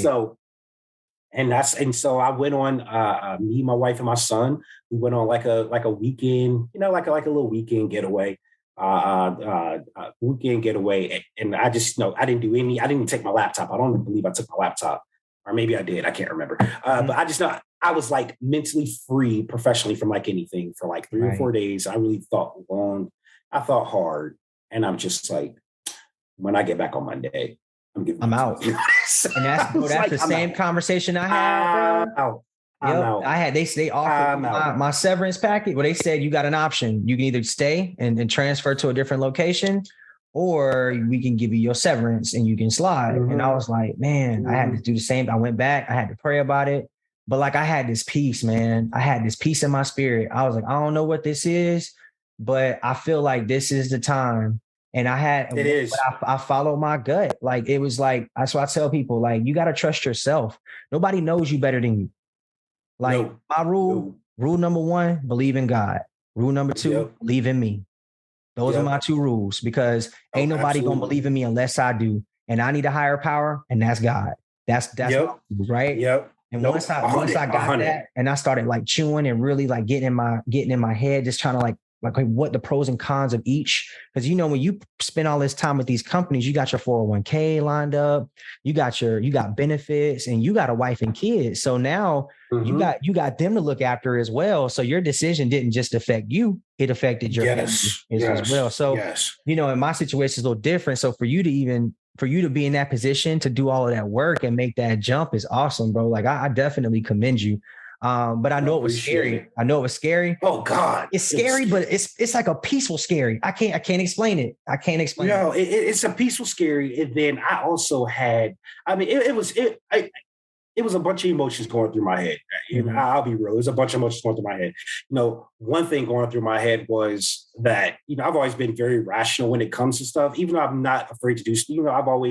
I've kind of, in my personal journey, I've kind of like, I've gotten to the places I've gotten in life because I've kind of gone against the grain and not done what somebody probably would have told me, or would have advised me to do. Mm-hmm. But aside from that, man, I just, I had that in my head, man. And I'm just like, okay, like that peace you're talking about. Mm-hmm. And then but I'm also in my head thinking like, you know what, I'm going to give them 2 weeks notice, but my mom and dad ain't raised no food.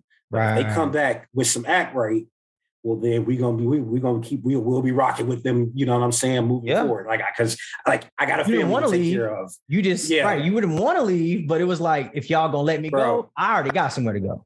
Yeah, I got somewhere to go. But if y'all gonna, you know what I'm saying? If y'all gonna, I keep taking y'all money. If you're gonna give it to me. Yeah. If y'all gonna give it to me though, and take your check. You know what I'm saying? Do right. I ain't silly. I got a family to take care of. I got a kid, a 2-year-old at that time to feed. Right. So it's like, whatever, let's do it. But no, I'm thinking about that, and I'm like, okay, how do I respond if they, if they come back with some of the things, some of the things that I've, that I would like to see. What if they come back with it and say, okay, yeah, let's talk. How do I respond? Or, are you really ready to walk away, from that check? And I'm like, okay. And then I'm also thinking too, my dad was the same age when he did this shit. I'm like, and I remember your dad did it when your mom, when he was married, and it was just y'all. I got that on the interview. I said, yo, how did that work? He was just like, it was tough because he was a new father. Well, here's the thing: when my dad did it, and I don't know if he told you timeline when he did this. He didn't give me timeline. So my dad, what was he? I was like 9 or 10 years old when my dad did this. And, and then I have another brother. I have my younger brother who's like 13 months younger than me. So we're like of like age, like very cognizant of what's going on around us. And then my baby brother, who's like in kindergarten or something like that. You know what I'm saying? He was like crazy young. Yeah, super young. My parents, what I'm saying? I joke, my parents were in high school when they had me. So like, they're like 30 at this time, you know what I mean? Like, so they're like my age, when I'm making this decision. Yeah. But, I'm just starting and they're like halfway done. So no, I remember my dad start, man. And when I tell you, man, like it takes like a lot of people, and a lot of people just don't know what it takes, man. And it's just that's it. They don't know what it takes. It's not, and it's not just. And it's not just entrepreneurship too. Mm-hmm. It's just life. Like a lot of people just don't know what it takes to, everybody wants to live a certain kind of way. They want to reap the certain, this benefit, that benefit, yada, yada, yada. But a lot of people just don't know what it takes. Mm-hmm. Man, and I'm watching my dad, bro, and I'm just like, he is like, and sometimes it used to be annoying, man. I used to talk shit like, yo, you don't like us, I mean, this man be up 2-3 o'clock in the morning, yo. Mm-hmm. Like, and I'm talking about, and he's still being a dad, bro. Like he's still taking us to basketball practice, still doing it. But I mean, like he had a no excuses mentality. No excuses. No excuses. Let me ask you that. How did seeing your dad do that firsthand impact you as his son, as his child? So I'll give you. It'll be too far. I'll give you 2 answers. When I was younger, didn't understand it, didn't really appreciate it. You know what I'm saying? Even though I was old enough to see what was going on, I still was like, you know what I'm saying? You're still 9 or 10 years old. No matter how hard you try to be 20, you're still 9 or 10. Right. So you really don't, you don't understand it. But then it's like you watching him do it, and then you watching him like run for city council, like in Iowa, and you young and black. You know what I'm saying? So it was like you looking at all, like again, no excuses. Like he could have very easily fell off somewhere. And, I don't know. I mean, I'm sure other people you talk to may say he probably did fall off somewhere. I don't know. But me as a kid, my dad is like, he never fell off. Like, he was still handling shit. Mm-hmm. Everywhere, every stop he was there after school to pick us up. He was there, put us in basketball, yada, yada, yada. And so as I got older, a lot of stuff that I saw from him, when I was younger really didn't hit the way it does until I had my kid.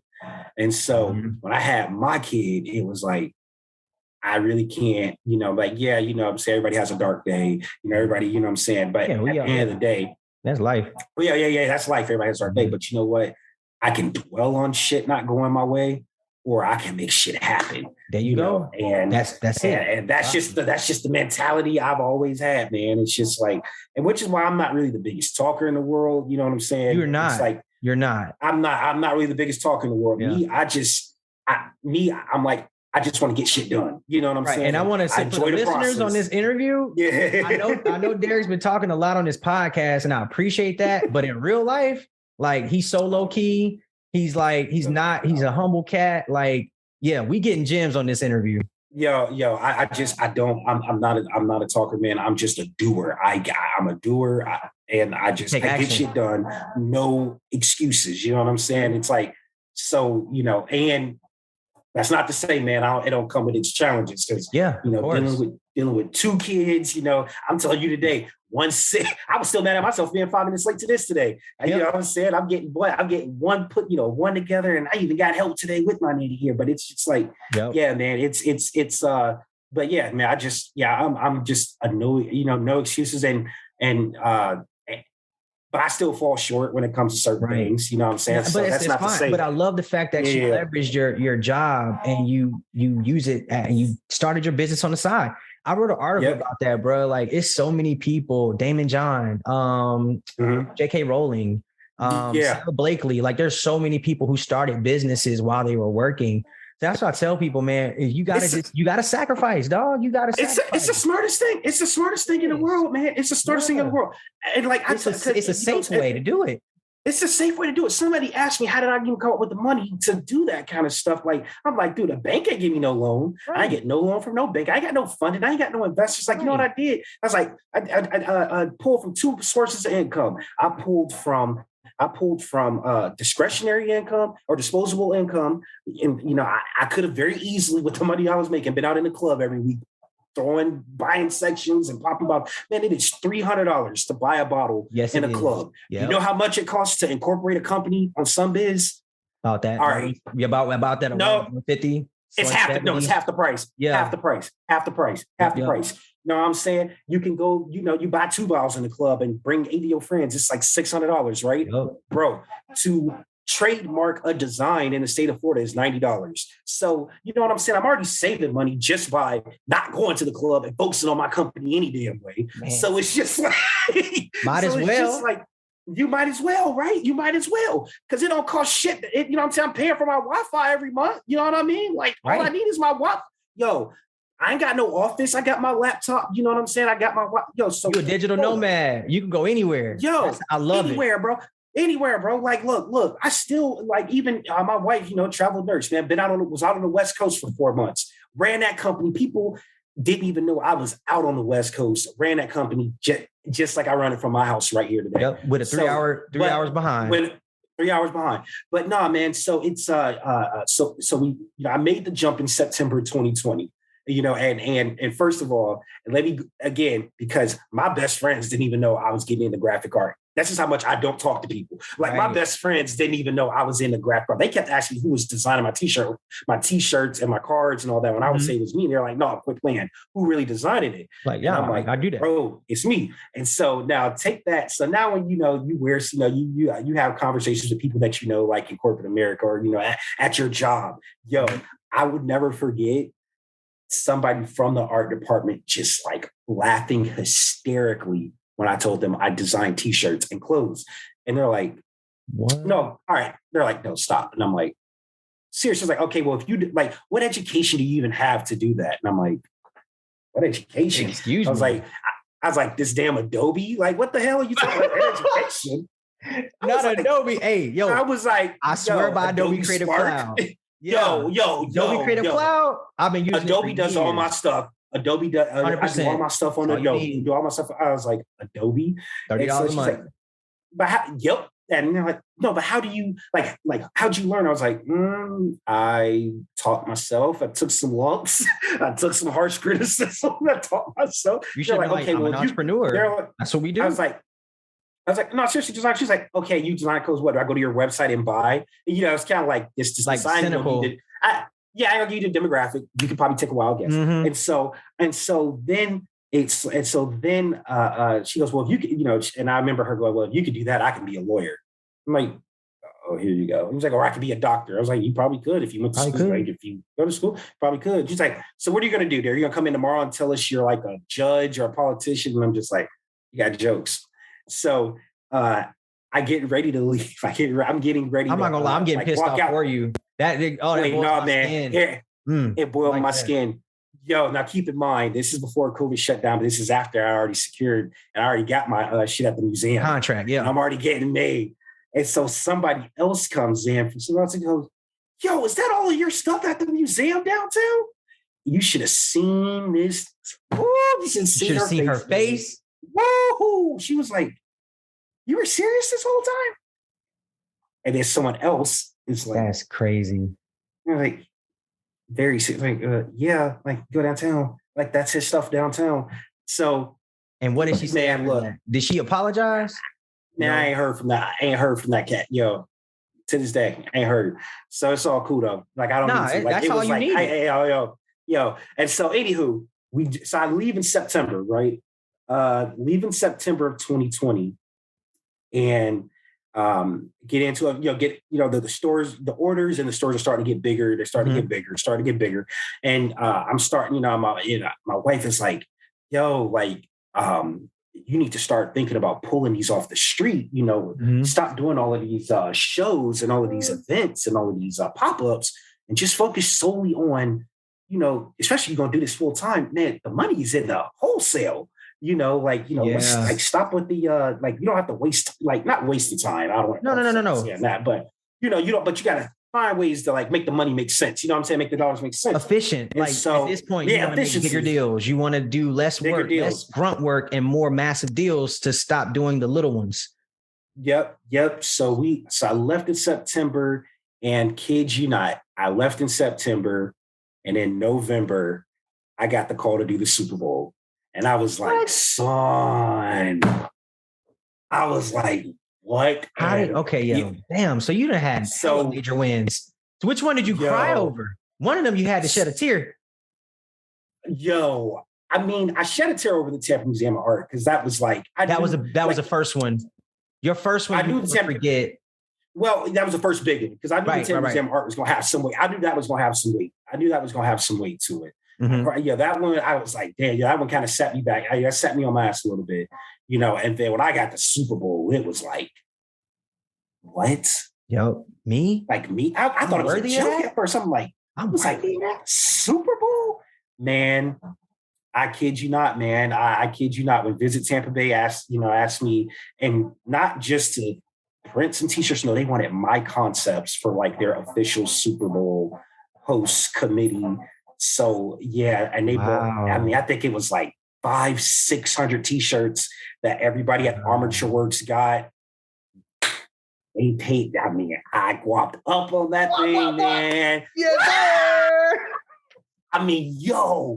Even paid for me. that was the first time in my life I even had like a little mini staff out there. Let's like, go. I wasn't even out there because at the same time, the Super Bowl was just huge, man. Because it's like at the same time I got that going on with Visit Tampa Bay. Mm-hmm. My stuff had now launched at Sparkman Wharf at their boutique, and they're ordering hundreds of pieces of merchandise, on a monthly basis, and I'm still going to, I'm still trying to set up a market. So I'm like, I've gone from being on one corner to being in three places at once in the same city. You know what I'm saying? Right. At the same time. And how was the online? Because I know you had to have an online presence because of COVID. Nope. Talk it. Let me know. Talk it. I want to know. Dude, I'm gonna tell people right now, man. If you figured out a way to do that drop ship, teach me. Come get me. Teach me. Here's what online has done for me, because I went the route of trying to come on my website and buy a t-shirt. Ben Walker, he'll get you right on. Ben Walker, he's frat, but he'll get you right on. I know. I know Ben. Ben's tight. Walker very well. No, shout out to Ben Walker, man. Y'all go check out that interview. Yep. No. Whatchamacallit? What I've learned with that drop ship thing with, man, like that's one thing I haven't figured it out when it comes to literally my own stuff. But what I have done is, and I think I have the chapter on this. I have a few other companies on this. Is that you build out a private store for them, and you drop ship their shit. You know what I'm saying? And then and it's like, and you still, you make you don't try to kill them on the profits or everything. You make it affordable. You try to make it affordable for everybody. Right. Because at the end of the day, you're gonna win if you do good business. Like you want to retain business. When bros come and hit the site, that's business. When it's two other organizations, same thing. They have their own shopping experience, settle up with them quarterly, and we call it that. You know what I'm saying? Yeah, we call it easy. that. And so that is, but what it does also though, for me though, it makes the company, presentations, everything. So, it's great when people who are, I'm meeting people for the first time, or, especially in this dating age, meeting people, especially email for the first time, they click that link, to go to your website, they can see you're like a legitimate business. You know what I'm saying? Like there's a list of all the stores that carry my stuff. Mm-hmm. So yeah, so I didn't really like the most I do on the website is probably through other, organizations that house their stuff on my website, which is great. You know what I'm saying? No, that's traffic that comes in on the side. That's just exactly that's passive income, bro. That's passive income. That's passive income over there. Passive income over there, man. So yeah, man. So man, after the Super Bowl, I did go through a time period where it's like the store, and this is where I noticed I had to I had to make sure that you don't rest on your laurals. You got to like keep always going. You can't going for let something. Up. Mm-hmm. Going for something. Super Bowl came and passed, and I was like, okay, I'm a chill. You know what I'm saying? And I really wasn't going after. I really wasn't going after it as hard, and it was like, okay, I'm an entrepreneur. Money, energy is currency. Money slowed. Yeah, that money slowed up, and it was like. Yeah, that money slowed up, and it was like, man, we got to put some more energy back into this thing. Mm-hmm. So yeah, man. No, I went through a couple of. I went through that 3 months. It was about 3 months, man, where I couldn't get shit. But see, that's a down business cycle. Like that's what they talk about. Like that's why you have to stay consistent in business, because anybody in business is going to have a down season. But here's the thing, you've already got the skill set. So all you got to do is just trust your process that you've already done because you know it works. You know it works. Yep. And you just like, all right, I know what to do to get this right back on track. And thankfully we did. Thankfully I did, man. Thankfully I did. Went through a rough little stretch there. And then it started to turn. I would say it started to turn like summer 2021 a little bit. So at the end of the summer, you start to see it. Okay. And then the more and more places were starting to increase their budgets and people were starting to open back up a little bit. I was coming. Now I had more designs. I had, I was getting very diverse in what I was doing at that point in time too. So it was like, okay. So closed out 2021 strong. One thing that did happen that also has helped kind of helped kind of push my business into another stage in a very weird way. So I got in a terrible car crash like in August 2021. Man, got put off a highway and through a utility. It got put off 301, 55, 60 miles an hour through a utility pole. Lost my car, man. Messed up back spine. Oh, August 2021. Yeah, man. Last summer, August 2021, bro. I didn't see anybody for like a year. I know I didn't glorify that, man. I ain't talk about that. I ain't put that on social media. Like I understand. That was like a near. I don't really do the whole near death experience thing, dude. And it's like, yeah, man, you go through a pole and like your back and spine and it's all messed up and all that. And man, it's like, yeah, it's crazy. It's wild, but yeah, it could have been worse. I'm here. Thank the Lord. You know what I'm saying? It could have been a lot worse. Thank God. Man, but I'm here. Yeah. Yo, so, but during that time period, I really had to figure out, like, I used to always be the person to drop off all my stuff at the post office when I was mailing all these orders out. So for the first time, I actually had to start delegating. And I'm like, you needed a team. And you needed to actually build. And not that the team the team actually works literally for me, right? But you got to get production partners. You need hands. You need hands, and thankfully, oh my goodness, man! To this day, the people, the shop that does my t-shirts, the shop that does my greeting cards, and the shop that does my drinkware, they all drop ship that stuff. So like, I never have to physically go and show up to all of these places. And like, what did you get back when you made that move? What did you earn? Oh man. What did you get back? Like in terms of like growing the company, you mean? No, so you built a team, then what did you get back in your personal life? Oh man, time. Time was probably the biggest thing because I'm spending, I went from spending probably like 3 hours a day on the road doing drop-offs and deliveries and stuff like that. I went from doing that 3 hours a day to I got time back to obviously be with the family. I got time back to continue growing my company. The time I would be spending driving, now I'm spending focus on strategy, pitching my company, pitching this company to everyone.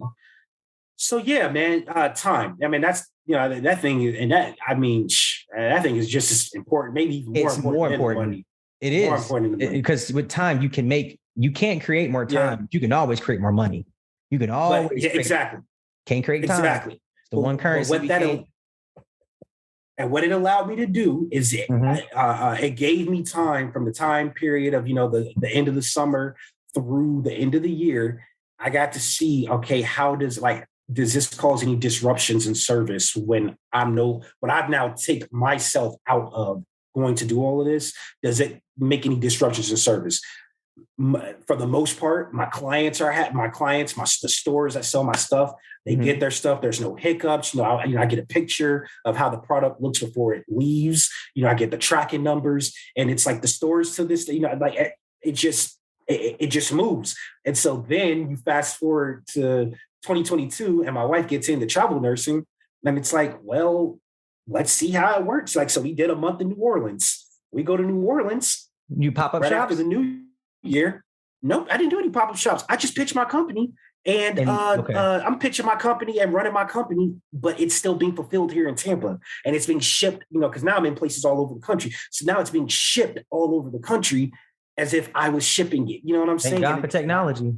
Thank God for technology. I wasn't physically there for a month, Came home, everything was still running. The checks were still clearing. Mm-hmm. You know what I'm saying? We still growing. Orders are still coming through. So I want to stop you right there. So everybody who's listening, so what happened in his business is he got to a point where he was forced to have to deal with, okay, what if something happens to me in my business? How can I still run it? So that forced him to be like, all right, I need extra hands. So as you saw Derek go through his journey, he was doing everything by himself. Then he started to say, okay, let me partner with these stores, see what other help I can get. I already got the partnership. They ain't going nowhere. I already got their buy-in because my product and my value is there. So now you got them doing the drop shipping. You got more time back. You leveraged your wife's situation. You made that work for you as well. Now you got a happy wife because you're bringing more money in the home. You're with her more now because you can rock with her now and the kids, all because you made the situation work with her, you, and the family. Yes, sir. Yes, sir. Yes, Man, sir. I love it. Sir. I want to transition to the Econix 10. I got 10 questions for you. All right. Yeah. Go ahead. You ready? Let's do it. All right. So Econix 10, question number 1. What would you title this chapter in your life? Adversity. You know what? I'm right there. I feel you. What superpower would you have? Superpower would I have? Ooh. If I could be invisible. I feel most people don't even know what I look like. They don't even associate the name. Most people don't know what I look like, and they don't associate the name with the images. So yeah, Derek Holmes. You don't have a quote unquote African American Black name. Your last name isn't Johnson or Williams or. I don't even. No, it ain't even that. And just to add on, not even just that, but to add on to that, most people they don't like. Most people they don't like. They see the product, they see they see the clothes, they see the product, they see everything. But like most people don't even associate Derek Holmes with 25 Thoughts. Right. And that's what I tell people. You don't always have to be the face of your company on social media as long as your product is good. You don't need social media to do your business because you do it word of mouth. You don't need that. Now, if you want to be famous, you can do that and you can tell your story, but that's what I'm here for. I'll tell it for you. Bingo. You are the platform. I'll tell it for you. Number 3, what would you invest in right now if money wasn't an issue? If money wasn't an issue, oh man, I'd have a few of these, not Airbnbs, but these things that they cater to travel medical professionals. These furnish finders. Oh, I'd be all up and through furnish finders, man. If money wasn't an issue, I'd have. I've never even heard of that. That's dope. I'm about to look in there. Oh man, looking at furnish finders. Yeah. All right, number 4. If you weren't doing this, what would it be? What would your other profession be? Oh, in another life, I'm an architect. I feel that. There we go. Yeah. 5 dinner guests, dead or alive. Who's coming?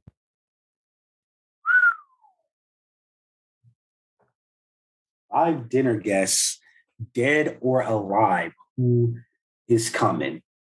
All right. So off rip, I would normally just throw everybody in my family on that one, but I'm going to go away from that. I'm going to make this a little bit more entertaining. 5 dinner guests. So I would have to say dinner guest number 1.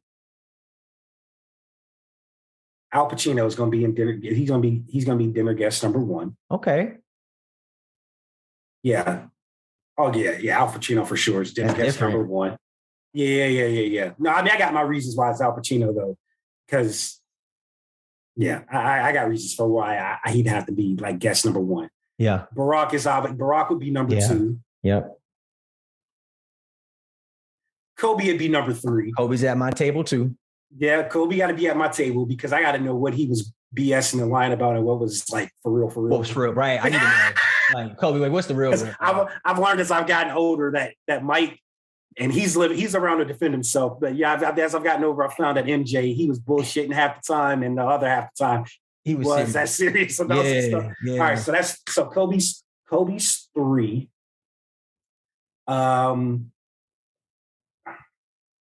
And not to make it dark, but I would want someone. I'd have to do an ancestor for number 4 because I think that's the biggest motivation to any person of color like ever. It's probably their ancestors. So I'd have to have somebody that I would love to have. I can't think of like a specific name. You know, I want to just sit here and be like somebody that. But no. I'm talking about even like someone that lived through like Harriet Tubman. Lived through. Yeah. I don't want to say like Harriet Tubman, but but somebody right that can speak to that. You know what I'm saying? And speak to the overcoming. Yes, that struggle, but also like the light. You know what I'm saying? Right. So for man, number five, man. Number five. Yo, it's like a bunch of people you can throw in on this number five. You know what though? Number five, I'm gonna go with the creative genius of Michael Jackson. Okay.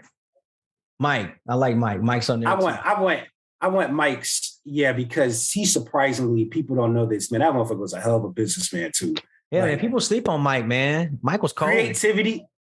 Like he was cold what he did on stage. And that's cold. Everybody see, man. You actually dive into some of his like business dealings and like his creative process. It was like I've never have. That's the only reason. That's the only reason why. So my company, like face value, is called 25 Thoughts, but them checks are written at DHJ Unlimited, and I only came up with the name because Michael Jackson's company was MJ. I think it was MJ Unlimited or something like that, and I was like, I want to do the same thing. My initials Unlimited. That's dope. So. That's dope, man. Yeah. Number 6. What keeps you up at night?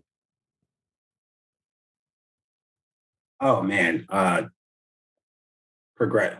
Just want to succeed, like, and it's not always healthy. But dude, I legit want to succeed more than I want to sleep. Like, I'm like that person. Yeah, and I legit can't sleep because like I want it that goddamn bad. And so I know my wife, she like trying to like, hey man, take a pill or something, watch TV. I'm like, yo, and I'm up at night and I want it so bad, bro. Like I just Google random stuff that I would never learn about, like about the solar system and stuff like that. Knowledge. You're just taking it all. Yeah. I feel it. Number 7, something that the average person would not know about you. Well, I don't talk, so it's not a whole lot. The average person probably does know about me. No, average person. The average person doesn't know about me. All right. So the average person probably, damn man, yo. Good questions. What does the average person probably not know about me? I mean, all right. The average person probably doesn't know that I can't take shots. I don't think I've ever truly really taken a shot like ever. I'm gonna keep my comments for after we get off this call. Yeah. Oh, trust me. No, you probably heard it all. If you've ever taken a shot with me, know that I bullshitted and you did it for real. That's facts. Y'all heard it. Y'all ever took a shot with me? You take it. All right, number 8. What is your favorite productivity hack? What I mean by that is, what productivity thing do you use to kind of jumpstart to get things done? It's a good one.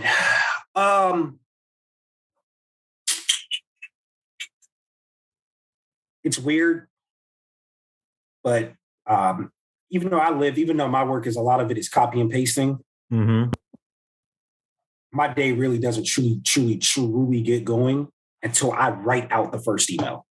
Yeah. Not copy and paste an email if I'm following up or this and that, or not copy and paste. No, when I write my first email of the day, like just the process of writing it. Yep. I know I'm ready to go. Right. I know I'm ready to go. Number 9, name 3 most influential people in your life. 3 most influential people in my life, easily.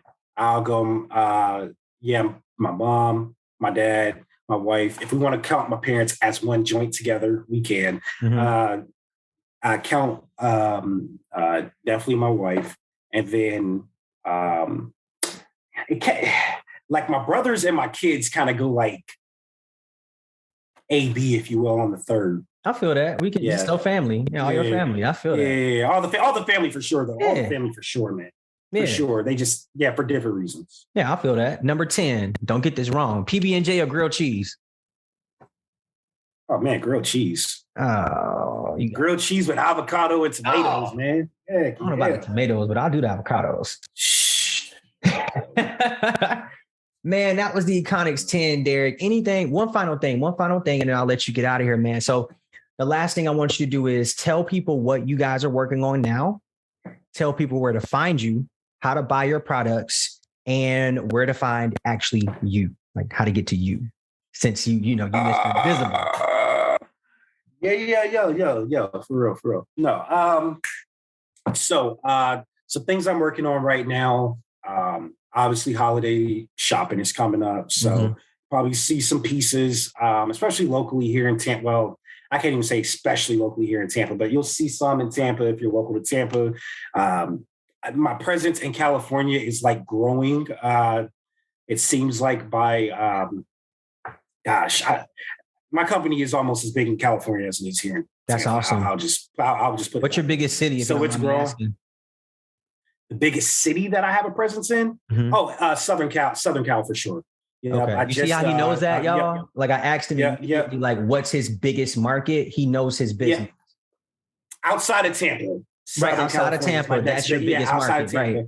Yep, Southern California is my next biggest market. Again, very have a great relationship with several of the membership organizations out there, an NAACP out there, branch out there. I'm in a museum out there. I'm in a boutique. I'm on a golf course. Like, I think every facet of my company, every facet and the diversity from greeting cards to women's products to polos to shirts, it's not surprising. bags, just like Florida, everything. This is a market. So everything.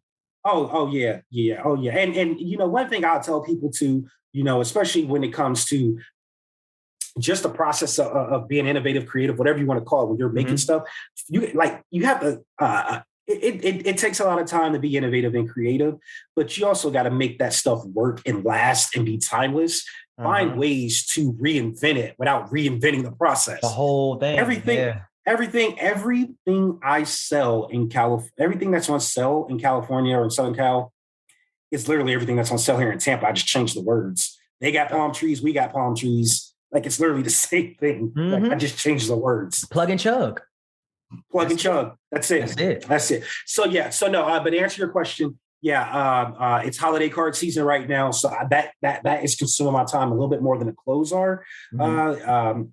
That's not to say though, it's still 5Ks. I got several 5Ks. I'm doing the art and doing the order fulfillments for that are coming up with Veterans Day and even some stuff right after the holidays. We have, oh my goodness, what else? And then just restocking stores, man. Yeah, restocking stores and museums. So that's kind of what's going on. What was the other one? Just tell people where to find you. Where you can find the clothes. Tell people how to buy your stuff. The best way to buy my stuff, I kid you not, you do a big help. If you go on 25thoughts.com and hit apparel or hit Tampa Made Apparel and see all the stores that sell it, go to the store, buy my stuff. I appreciate everybody that wants to buy something offline. Man, go to the store and buy it. It directly helps me out. Say that. That's because I want helps me out. Like you. Like I know people. I know sometimes people think that if you go to a store, you're not really supporting the local. You're not really supporting the artist or supporting the maker. Yes, you are, because the more of that stuff that moves off the shelf, the more that they replenish it, and that's more. That's income, more cash and more bulk and more income for me in bulk. So there you go. Yes, go to the store and buy it. Check so Tampa, what stores are you at in Tampa specifically? I got a huge following in Tampa. Okay. Tampa, I'll give you some of the main ones. And you know what? I'll link them in the show notes. Yeah, link them to the link. I got you, guys. Everybody who wants to buy a shirt, I'll just put them in our show notes. So when you click the note, when you click the episode, all the links will be there. I got you. Yep. Appreciate it. I got you. All right, guys. So that is Derek Holmes Jr. Please like, share, subscribe. Y'all share this podcast everywhere. He is nationwide. Shout out to this brother for really hustling and building his business, guys. You can accomplish pretty much any damn thing you want to within 3 to 5 years. It's just, are you willing to really go for it? All right. And that's it, guys. Derek, thank you so much, brother. Appreciate it, bro. And that's it, baby. Yes, sir. 6, we out. 06.